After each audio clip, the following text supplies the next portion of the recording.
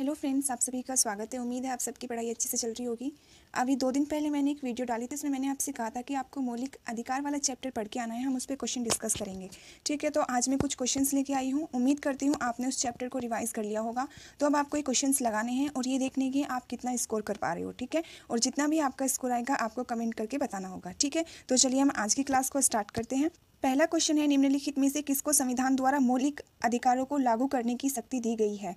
मतलब मौलिक अधिकारों को लागू करने की शक्ति किसके हाथ में है। ऑप्शन ये हैं, भारत के सभी न्यायालयों को, संसद को, राष्ट्रपति को, या फिर सर्वोच्च न्यायालय एवं उच्च न्यायालयों को। तो मौलिक अधिकारों को लागू करने की शक्ति दी गई है हमारे संविधान में सर्वोच्च न्यायालयों को और उच्च न्यायालयों को। जो ये डिस्ट्रिक्ट कोर्ट होते हैं, जो जिला स्तर के न्यायालय होते हैं, वो मौलिक अधिकारों को लागू नहीं करा सकते, उन्हें ये पावर नहीं दी गई। ठीक है, और ये कौन से आर्टिकल के तहत कहा गया है। देखो, आर्टिकल 13 हमारे संविधान का अनुच्छेद 13 की शक्ति आर्टिकल 32 के तहत तो मिली हुई है उच्चतम न्यायालय को, और आर्टिकल 226 आर्टिकल 226 के तहत मिली हुई है उच्च न्यायालय को। ठीक है, तो क्या बताया मैंने, मौलिक अधिकारों को लागू कराने की शक्ति किसको मिली हुई है, सर्वोच्च न्यायालय और उच्च न्यायालय को। ठीक है, सर्वोच्च न्यायालय और उच्च न्यायालय को कौन से आर्टिकल के तहत ये शक्ति मिली हुई है। सर्वोच्च न्यायालय को मिली है आर्टिकल 32 के तहत और उच्च न्यायालय को मिली है 226 के तहत। ठीक है, तो इसका ऑप्शन हो जाएगा डी। चलिए नेक्स्ट क्वेश्चन पे चलते हैं। नेक्स्ट क्वेश्चन है, मौलिक अधिकार। इसमें कुछ 4 ऑप्शन दिए हैं, उसमें से आपको सही छांटना है।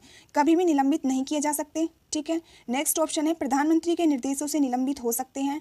नेक्स्ट ऑप्शन है, राष्ट्रपति की इच्छा पर निलंबित हो सकते हैं। नेक्स्ट ऑप्शन है, आपातकालीन स्थिति में निलंबित किए जा सकते हैं। देखो, अगर आपने मौलिक अधिकार वाले चैप्टर को अच्छे से पढ़ा होगा तो ये बहुत बेसिक क्वेश्चन है।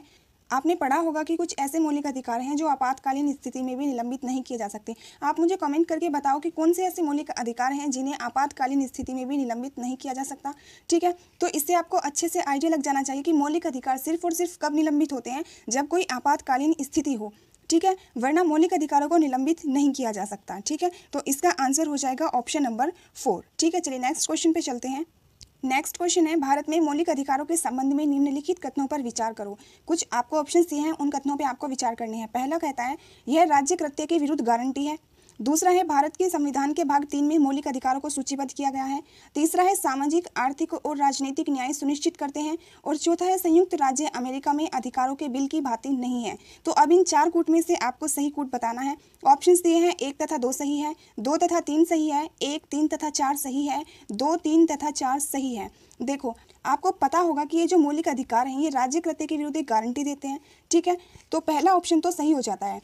अब हमें यह भी पता है कि मौलिक अधिकारों को भाग 3 में सूचीबद्ध किया गया है। ठीक है, ये बात भी ठीक है, लेकिन अब आप मुझे ये बताओ, आपको पता होना चाहिए कि भाग 3 में आर्टिकल कहाँ से कहाँ तक आएंगे, 12 से 35 तक। भाग 3 के आर्टिकल 12 से 35 तक, ध्यान रखना। ठीक है, तीसरा ऑप्शन दिया है, सामाजिक, आर्थिक तथा राजनीतिक न्याय सुनिश्चित करते हैं। राजनीतिक न्याय को सुनिश्चित नहीं करते, वो तो नीति निर्देशक तत्व होते हैं। तो ऑप्शन 3 कट हो जाएगा। तो इसमें से देखो, आप ये हटा दो, ये हटा दो, ये हटा दो, वैसे ही आपका ये बचता है। ठीक है, फोर्थ को डिस्कस कर लेते हैं, संयुक्त राज्य अमेरिका में अधिकारों के बिल की भांति नहीं है। तो ये भी नहीं होगा, क्योंकि ये जो है ये संयुक्त राज्य अमेरिका में जो अधिकारों के बिल हैं सेम टू सेम वैसे ही हैं।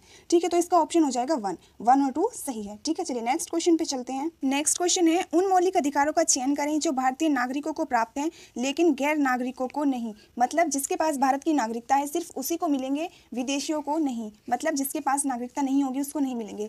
कौन कौन से हैं, भाषण एवं अभिव्यक्ति की स्वतंत्रता, कानून के समक्ष समता, अल्पसंख्यकों के अधिकार, जीवन और स्वतंत्रता का संरक्षण। तो इसमें से आपको सिलेक्ट करना है कौन सा होगा। अच्छे से लिखा हुआ है कि सभी भारतीयों को भाषण एवं अभिव्यक्ति की स्वतंत्रता है। ठीक है, तो ये तो सिर्फ भारतीयों के लिए होगा, विदेशियों के लिए तो ये है नहीं, तो ये तो इसमें आ जाएगा। नेक्स्ट ऑप्शन है, कानून के समक्ष समता। कानून के समक्ष समानता आती है, देखो आर्टिकल 14 में, लेकिन ये नागरिकों को और विदेशियों को सभी को प्राप्त है, इसलिए ये वाला ऑप्शन इसमें से एलिमिनेट हो जाएगा। तो लास्ट के 2 ऑप्शन तो आप ऐसे ही हटा दोगे। नेक्स्ट है, अल्पसंख्यकों के अधिकार। अल्पसंख्यकों के अधिकार आते हैं, देखो आर्टिकल 29 में। आर्टिकल 29 में ये कहा गया है कि अल्पसंख्यक वर्गों के हितों का संरक्षण भारतीयों को प्राप्त होगा। ठीक है, तो ये भी इसमें आ जाएगा।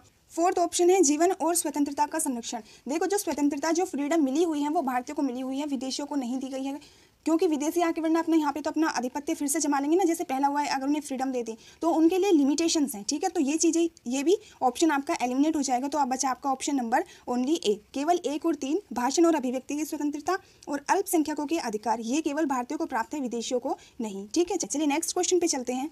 निम्नलिखित में से किसने भारतीय न्यायालय को समान कार्य के लिए समान वेतन का मौलिक अधिकार निगमन करने हेतु सक्षम किया। मतलब इसने ये पूछा है कि कौन सी चीज इन चार ऑप्शन में से ऐसी कौन सा ऑप्शन है जो ये एंश्योर करता है कि सभी व्यक्तियों को समान कार्य के लिए समान वेतन मिलेगा। ठीक है, देखते हैं। पहला ऑप्शन है संविधान की प्रस्तावना में प्रयुक्त समाजवादी शब्द। दूसरा है एक को संविधान के अनुच्छेद 14 के साथ मिलाकर पढ़ना। एक मतलब ये जो ऑप्शन 1 है, ऑप्शन 1 को आर्टिकल 14 के साथ मिलाकर पढ़ना। और तीसरा ऑप्शन है आप ऑप्शन 1 को संविधान के अनुच्छेद 16 के साथ मिलाकर पढ़ना। और फोर्थ कहता है 1, 2, 3 मतलब ऑप्शन 1, 2, 3 इन सभी को अगर एक साथ मिलाकर पढ़ ले तो ये एंश्योर हो जाएगा। ठीक है, तो इसका आंसर है ऑप्शन नंबर 4। मतलब मिला के पढ़ा जाए तो वो ये एंश्योर करते हैं कि सभी नागरिकों को समान कार्य के लिए समान वेतन मिलेगा। आर्टिकल 14, 16 और इसके साथ में एक आर्टिकल और है 39D। ठीक है, अगर इसको भी मिला ले, ये भी ऑप्शन में होगा तो फिर ये भी इनके साथ आएगा। ठीक है, तो इसलिए इसका ऑप्शन हो जाएगा नंबर 4। चलिए चलते हैं नेक्स्ट क्वेश्चन पे। भारतीय संविधान में जैसा निहित है निम्न में से कौन सा समानता के मौलिक अधिकार में सम्मिलित नहीं है। आपको ये छांटना है कि कौन सा समानता के मौलिक अधिकारों की सूची में नहीं आता। ऑप्शन ये है कानून के समक्ष समानता, सामाजिक समानता, अवसर की समानता या फिर आर्थिक समानता। देखो आपने आर्टिकल 14 पढ़ा होगा। आर्टिकल 14 कहता है कानून के समक्ष समानता। ठीक है, आर्टिकल 15 में है सामाजिक समानता। अवसर की समानता आती है आर्टिकल 16 में, लेकिन आर्थिक समानता जैसा कोई वर्ड है नहीं जो समानता की सूची में आएगा, तो इसलिए इसका ऑप्शन हो जाएगा 4। ठीक है, यही पूछा था कौन सा नहीं है, तो ऑप्शन नंबर 4। चलिए चलते हैं नेक्स्ट क्वेश्चन पे। न्यायालय उपचारित कर सकता है कि उपचारित नहीं उपधारित न्यायालय उपधारित कर सकता है कि अपराध गठित करने वाला कोई कृत्य अस्पृश्यता अनटचेबिलिटी के आधार पर किया गया था यदि ऐसा अपराध के संबंध में किया गया हो। मतलब कौन से अपराध को अनटचेबिलिटी में माना जाएगा, कौन सा अपराध अस्पृश्यता के अपराध में आएगा अगर वो किसके संबंध में किया गया हो। ऑप्शंस दिए हैं अनुसूचित जाति के सदस्य, अनुसूचित जनजाति के सदस्य, किसी भी समुदाय के सदस्य, उपरोक्त में से कोई नहीं। देखो नागरिक अधिकार संरक्षण अधिनियम आया था 1955 में। नागरिक अधिकार संरक्षण अधिनियम आया था 1955 में। इसमें यह कहा था कि न्यायालय ये उपधारित कर सकता है कि जो भी अपराध किया जाएगा वो अस्पृश्यता की श्रेणी में आएगा अगर वो अनुसूचित जाति के सदस्य के साथ किया गया हो। ठीक है, अगर अनुसूचित जाति के सदस्य के साथ कोई ऐसा अपराध हुआ हो, ऐसा कृत्य किया गया हो तो उसको अस्पृश्यता के श्रेणी में रखा जाएगा। ठीक है, और आर्टिकल 17 क्या कहता है, द एंड ऑफ अनटचेबिलिटी मतलब कि अस्पृश्यता का अंत, इसलिए ये अपराध की श्रेणी में आएगा। तो इसका ऑप्शन हो जाएगा ऑप्शन नंबर 1। ठीक है, चलिए नेक्स्ट क्वेश्चन है। मद्रास राज्य बनाम दोराई राजन 1951 के मुकदमे में भारतीय सर्वोच्च न्यायालय के निर्णय के परिणाम स्वरूप निम्नलिखित में से किस मौलिक अधिकार को संशोधित किया गया। ऑप्शंस दिए हैं विधि के समक्ष समानता का अधिकार, भेदभाव के विरुद्ध अधिकार, अस्पृश्यता के विरुद्ध अधिकार, विचार एवं अभिव्यक्ति की स्वतंत्रता का अधिकार। ठीक है, देखो ये जो मद्रास राज्य बनाम चंपाकम दोरायजन केस हुआ था 1951 में, इसके तहत सुप्रीम कोर्ट ने ये कहा था कि भेदभाव के विरुद्ध अधिकार, इसके तहत सुप्रीम कोर्ट ने भेदभाव के विरुद्ध अधिकार को संशोधित किया था। कौन से मौलिक अधिकार को संशोधित किया था, भेदभाव के विरुद्ध अधिकार को। ठीक है, इसको ये पहले आर्टिकल 15 में आता था लेकिन फिर इन्होंने इसको संशोधित करके 15(4) मतलब आर्टिकल 15 के क्लोज 4 में ऐड किया था। और ये कहा था कि सामाजिक और शैक्षणिक दृष्टि से जो भी पिछड़े वर्ग हैं उनके लिए कुछ स्पेशल उपबंध किए जाएंगे। ठीक है, उनके लिए कुछ स्पेशल प्रोविजंस लेके आए जाएं। ठीक है, तो इसलिए इसका ऑप्शन हो जाएगा ऑप्शन नंबर 2। चलिए चलते हैं नेक्स्ट क्वेश्चन पे। उच्चतम न्यायालय की व्यवस्था के अनुसार निजी भवनों के ऊपर राष्ट्रीय झंडे को फहराना के तहत हर नागरिक का मौलिक अधिकार है। मतलब झंडे को फहराना, भारतीय झंडे को फहराना, राष्ट्रीय झंडे को फहराना कौन से आर्टिकल के तहत मौलिक अधिकार है। ठीक है, ऑप्शंस दिए हैं संविधान के अनुच्छेद 14, संविधान के अनुच्छेद 19(1)(a), संविधान के अनुच्छेद 21 और संविधान के अनुच्छेद 25। ठीक है, तो भारतीय संविधान के आर्टिकल 19(1)(a) 19(1)(a) के अनुसार निजी भवन के ऊपर राष्ट्रीय झंडे को फहराना ये एक अभिव्यक्ति का प्रतीक होता है। ठीक है, तो ये इसलिए एक नागरिक का मौलिक अधिकार है, तो इसका ऑप्शन नंबर 2। चलिए चलते हैं नेक्स्ट क्वेश्चन पे। अगला क्वेश्चन है उच्चतम न्यायालय के किस मामले के निर्णय के कारण संविधान के अनुच्छेद 21 के कार्य क्षेत्र का विस्तार कर शिक्षा के अधिकार को सम्मिलित किया गया था। आपने पढ़ा होगा आर्टिकल 21(a) के तहत आर्टिकल 21 के क्या कहता है कि 6 से 14 वर्ष के बच्चों को निःशुल्क शिक्षा दी जाएगी। ठीक है, तो ये कौन सा केस हुआ था जिसके तहत ये प्रावधान जोड़ा गया। ऑप्शंस दिए हैं उन्नी कृष्णन बनाम आंध्र प्रदेश, सेकंड है गोविंद बनाम मध्य प्रदेश राज्य, थर्ड है परमानंद कटारा बनाम भारत संघ और फोर्थ है चमेली सिंह बनाम उत्तर प्रदेश राज्य। तो देखो उन्नी कृष्णन बनाम आंध्र प्रदेश वाद के तहत उन्नी कृष्णन बनाम आंध्र प्रदेश का जो केस हुआ था उसके तहत सुप्रीम कोर्ट ने यह कहा था कि 6 से 14 वर्ष के बच्चों के लिए निःशुल्क शिक्षा का प्रावधान किया जाएगा। तो उन्होंने आर्टिकल 21 क्या के तहत इसको जोड़ दिया गया था। ठीक है, तो 21 का विस्तार किया था, तो ऑप्शन नंबर 1। नेक्स्ट क्वेश्चन है निम्नलिखित में से कौन संविधान के अनुच्छेद 21 के दायरे में नहीं आता। देखो एक केस हुआ था जगमोहन सिंह बनाम स्टेट ऑफ यूपी। जगमोहन और स्टेट ऑफ यूपी के बीच में एक केस हुआ था, उसमें सुप्रीम कोर्ट ने ये कहा था कि मृत्युदंड आर्टिकल 21 के तहत नहीं आता, आर्टिकल 21 के दायरे में नहीं आएगा। तो इसका ऑप्शन हो जाएगा ऑप्शन नंबर 4। कौन से केस भी आपको ध्यान रखना है, कौन सा केस था ये, जगमोहन सिंह बनाम स्टेट ऑफ उत्तर प्रदेश। ठीक है, तो ऑप्शन नंबर 4। चलिए नेक्स्ट क्वेश्चन है, धार्मिक स्वतंत्रता के अधिकार के प्रावधान के अंतर्गत सम्मिलित है। मतलब इनमें से कौन धार्मिक स्वतंत्रता के अधिकार के अंतर्गत आते हैं? पहला है धर्म प्रचार करने का अधिकार, दूसरा है सिखों को कृपाण धारण करने और रखने का अधिकार, तीसरा है राज्यों को समाज सुधारक विधि निर्माण का अधिकार, और चौथा है धार्मिक निकायों को लोगों का धर्म परिवर्तन कराने का अधिकार। नीचे दिए गए कूट में से सही उत्तर का चयन करो, 1 2 3 2 3 4 3 4 या फिर उपरोक्त सभी। देखो धर्म का प्रचार करने का अधिकार, ये प्रावधान दिया गया है आर्टिकल 25 में। ठीक है, ये अधिकार शामिल है। दूसरा है सिखों को कृपाण धारण करना और रखना, ये भी आर्टिकल 25 का ही रूप है, तो ये भी धार्मिक स्वतंत्रता के अधिकार के अंतर्गत आता है। तीसरा है राज्यों को समाज सुधारक विधि निर्माण का अधिकार, मतलब कि राज्य जो है वो समाज सुधार के लिए कानून बना सकता है, ये अधिकार भी आर्टिकल 25 के तहत मिला हुआ है। लेकिन जो धार्मिक निकायों के लोगों का धर्म परिवर्तन कराने का अधिकार है, ये धार्मिक स्वतंत्रता की श्रेणी में नहीं आएगा। ठीक है, तो इसलिए इसको कर दो एलिमिनेट, ये खत्म ये खत्म ये खत्म। तो ऑप्शन 1 2 और 3 ये तीनों धार्मिक स्वतंत्रता के अधिकार के प्रावधान के अंतर्गत आते हैं, तो ऑप्शन नंबर 1। ठीक है, चलिए नेक्स्ट क्वेश्चन है, निम्नलिखित में से कौन सा सही नहीं है? ऑप्शंस दिए हैं, के एम मुंशी संविधान का प्रारूप बनाने वाली समिति के सदस्य थे, दूसरा है संविधान सभा द्वारा भारतीय संविधान को स्वीकार किया गया, तीसरा है बलवंत राय मेहता कमेटी 1957 द्वारा पंचायती राज की संस्तुति की गई, और चौथा है संविधान के अंतर्गत मूल अधिकारों का संरक्षक भारत का राष्ट्रपति होता है। देखो के एम मुंशी संविधान का प्रारूप बनाने वाली कमेटी के सदस्य थे, ये बात ठीक है, तो इसलिए ये तो ऑप्शन मतलब ये बात तो ठीक है। इसने पूछा है नहीं है, तो ये तो कर दो आप एलिमिनेट, ये तो होगा नहीं। संविधान सभा द्वारा भारतीय संविधान को एक्सेप्ट किया गया, ये भी बात ठीक है, तो इसको भी हटाओ। बलवंत राय मेहता कमेटी आई थी जिसने पंचायती राज की रिकमेंडेशन दी थी, बलवंत राय मेहता कमेटी आई थी जिसने पंचायती राज की संस्तुति की थी, ये भी बात ठीक है, तो इसको भी आप हटाओ। फोर्थ ऑप्शन बचता है संविधान के अंतर्गत मूल अधिकारों का संरक्षक भारत का राष्ट्रपति होता है, ये बात बिल्कुल गलत है। मूल अधिकारों का संरक्षक राष्ट्रपति नहीं, न्यायपालिका होती है, हमारी जुडिशरी होती है। कौन होती है? न्यायपालिका। ठीक है, तो इसलिए ऑप्शन नंबर 4 में जो व्यक्तिगत स्वतंत्रता के लिए उच्च न्यायालय निम्नलिखित में से किस रिट को जारी कर सकता है? ऑप्शंस दिए हुए हैं, परमादेश, अधिकार परीक्षा, बंदी प्रत्यक्षीकरण या फिर प्रतिषेध। ठीक है, देखो ये जो रिट्स हैं, ये 5 टाइप्स की रिट्स दी हुई हैं, इनको आपको एक बार अच्छे से देखना होगा। एक वीडियो और बनाऊंगी मैं, अभी कुछ क्वेश्चंस बाकी हैं अभी इसके डिस्कस करना।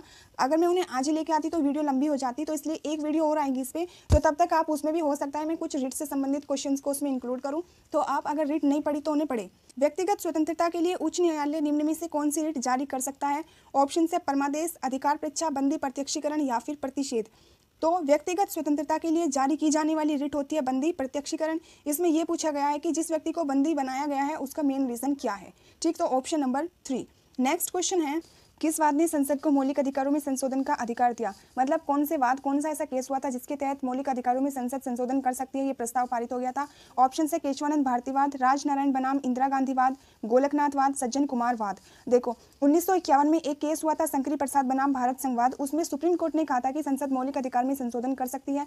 उसके बाद में फिर एक केस और हुआ 1965 में सज्जन सिंह बनाम राजस्थान राज्यवाद, उसमें भी सुप्रीम कोर्ट ने यही कहा कि संसद मौलिक अधिकारों में संशोधन कर सकती है। लेकिन उसके बाद में फिर 1967 में एक केस हुआ गोलकनाथ का, गोलकनाथ बनाम पंजाब राज्यवाद, उसमें सुप्रीम कोर्ट ने संविधान, लेकिन फिर उसके बाद में 1975 में एक केस और हुआ केशवानंद भारतीवाद, केशवानंद भारती बनाम केरल राज्य, उसमें सुप्रीम कोर्ट ने यह कहा कि संसद मूल अधिकारों में संशोधन कर तो सकती है लेकिन उसे संविधान का प्रारूप चेंज नहीं होना चाहिए। ठीक है, तो कौन से केस के तहत मौलिक अधिकारों में संशोधन का अधिकार मिल गया संसद को? वो है केशवानंद भारतीवाद, so option number 1। Next question है, निम्न में से कौन सा मूल अधिकार भारतीय संविधान में नागरिकों को नहीं दिया गया? मतलब ये जो 4 ऑप्शन है इनमें से कौन सा ऐसा है जो भारतीय नागरिकों को मौलिक अधिकारों के तहत नहीं मिलता? ऑप्शन है देश के किसी भी भाग में बसने का अधिकार, लिंग समानता का अधिकार, सूचना का अधिकार, शोषण के विरुद्ध अधिकार। देश में कहीं भी आ जा सकते हैं, कहीं पे भी बस सकते हैं, यह अधिकार तो मौलिक अधिकारों के तहत मिला हुआ है, तो इसको कर दो एलिमिनेट। लिंग समानता का अधिकार, किसी के साथ भी भेदभाव नहीं होगा, सभी को समान अवसर मिलेगा, तो ये भी एलिमिनेट। शोषण के विरुद्ध अधिकार, ये भी एलिमिनेट। बचता है सूचना का अधिकार। सूचना का अधिकार तो एक लीगल राइट है, वो मौलिक अधिकारों के तहत नहीं आता, ये विधिक अधिकार है जो आरटीआई एक्ट आया था 2005 में, इसके तहत नागरिकों को मिला था, तो ये मौलिक अधिकारों के तहत नहीं मिला हुआ है, इसलिए ऑप्शन नंबर सी सूचना का अधिकार। नेक्स्ट क्वेश्चन है, भारत में रहने वाला ब्रिटिश नागरिक दावा नहीं कर सकता। ऑप्शंस दिए, व्यापार और व्यवसाय की स्वतंत्रता के अधिकार का, विधि के समक्ष समता के अधिकार का, जीवन और व्यक्तिगत स्वतंत्रता की सुरक्षा के अधिकार का, धर्म की स्वतंत्रता के अधिकार का। जो ब्रिटिशर या फिर विदेशी व्यक्ति जो भारत में रह रहा है वो इस बात का दावा नहीं कर सकता कि उसे व्यापार और व्यवसाय की स्वतंत्रता का अधिकार भी मिलना चाहिए। ठीक है, तो इसका आंसर हो जाएगा ऑप्शन नंबर 1, क्योंकि देखो विधि के समक्ष समानता, भेदभाव नहीं होगा, ये भी उसको पूरा अधिकार है। जीवन जीने का भी उसको पूरा अधिकार है और जिस धर्म का वो है उस धर्म को मानने का भी उसको पूरा अधिकार है। तो इसलिए वो दावा नहीं करेगा सिर्फ और सिर्फ व्यापार और व्यवसाय की स्वतंत्रता के अधिकार का, क्योंकि ये मौलिक अधिकार सिर्फ भारतीयों के लिए है, विदेशियों के लिए नहीं है। तो ऑप्शन नंबर 1। नेक्स्ट क्वेश्चन है, भारतीय संविधान के अनुच्छेद जिसमें प्रयुक्त हिंदू शब्द किसे सम्मिलित नहीं करता? अनुच्छेद 25।